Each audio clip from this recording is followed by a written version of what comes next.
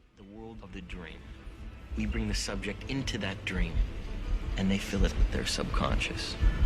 How could I ever acquire enough detail to make them think that it's reality?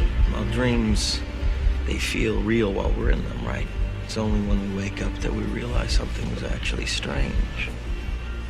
Let me ask you a question. You never really remember the beginning of a dream, do you? You always wind up right in the middle of what's going on.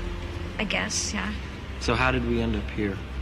Well, we just came from the, Think about it, Ariadne. How did you get here? Where are you right now?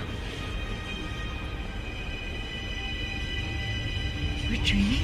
You're actually in the middle of the workshop right now, sleeping. This is your first lesson in training.